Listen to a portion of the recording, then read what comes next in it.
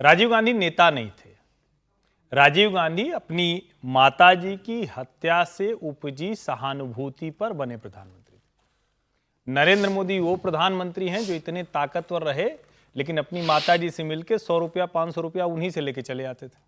तो दोनों नेताओं का बड़ा फासला है, दोनों जमीन आसमान का अंतर है। ये सब कुछ समझ के तब निर्णय लेते हैं, वो निर्णय ले लेते थे तब उनको समझ में आता था। वो हम देख रहे थे, हम देख रहे हैं, हम देखेंगे वाले नेता थे। ये ऐसा कुछ नहीं कहते, ये कर देते हैं, उसके बाद लोग देखते हैं। तो पहली बात तो ये कुछ ऐसा होना नहीं।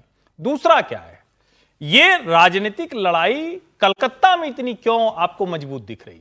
अब कोई कहेगा कि भाई मुस्लिम कॉन्स्टिट्यूएंसी ज्यादा है, 30% से ज्यादा लोग हो गए हैं। ऐसा नहीं है।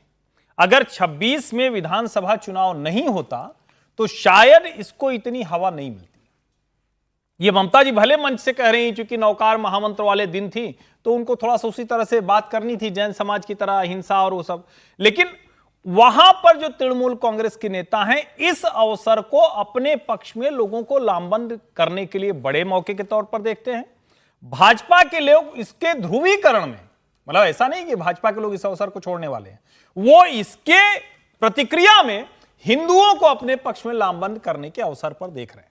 इसीलिए आपको देश के और किसी हिस्से में इतना बड़ा आंदोलन होता हुआ नहीं दिख रहा है, कहीं कोई बहुत बड़ी रैली भी नहीं हो रही। और मेरा ये मानना भाई, प्रदर्शन करने का अधिकार तो है ही है, बस ये ऊट पटांग बातें बोलना बंद करें। हम इस कानून को नहीं मानते। अरे भैया कैसे नहीं मानोगे, सबको मानना पड़ेगा। अमित शाह ने उस दिन जो कहा वो तो सच है ना भाई। और ऐसा थोड़ी ना है कि जब भाजपा के मन का कानून नहीं होता था तो उनको नहीं मानना पड़ता जी, मानना ही पड़ता था।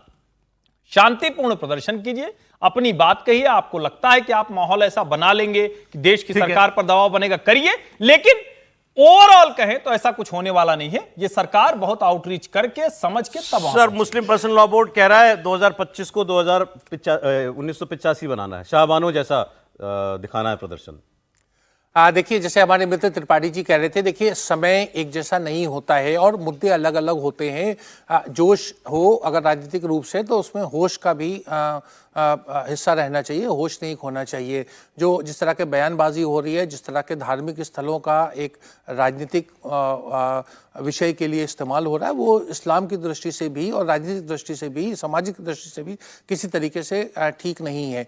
देखिए, जो काली पट्टी बांधने वाले की बात है, ये काफ़ी समय हो रही थी जब बिल पास भी नहीं हुआ था। और मैं एक गया जगह पर, धार्मिक स्थल पर, और वहाँ मैंने देखा कि उसकी तादाद बहुत कम थी, ना के बराबर थी। तो ये हमें इस चीज़ का भी संज्ञान लेना चाहिए कि मुस्लिम युवा या जो आम मुसलमान है उसकी क्या धारणा है। आप जाइए, अपनी कैमरा टीम भेजिए, आपको नजर आ जाएगा कि मस्जिदों में किस तरह के कितने लोग काली पट्टी मांगे जा रहे हैं। देखिए, मुस्लिम पर्सनल लॉ बोर्ड की भी एक, वो ज्यादा से ज्यादा एक एनजीओ के रूप में आप उसे बता सकते हैं। उसका कोई ना धार्मिक महत्व है, ना उसकी कोई जड़। आप कह रहे हैं आम मुसलमान, मुस्लिम मेजॉरिटी इस तरीके से बहुत ज्यादा परेशान नहीं है। देखिए, और उसके बाद जैसे त्रिपाठी जी कह रहे थे, कानूनी लड़ाई है, इसको कानूनी रूप से लड़े और विरोध भी करें। मेरे ये नहीं कह, देखिए राज्य का सब्जेक्ट है, इसलिए ममता बनर्जी अगर कह रही नहीं लागू करेंगी तो नहीं लागू करेंगी।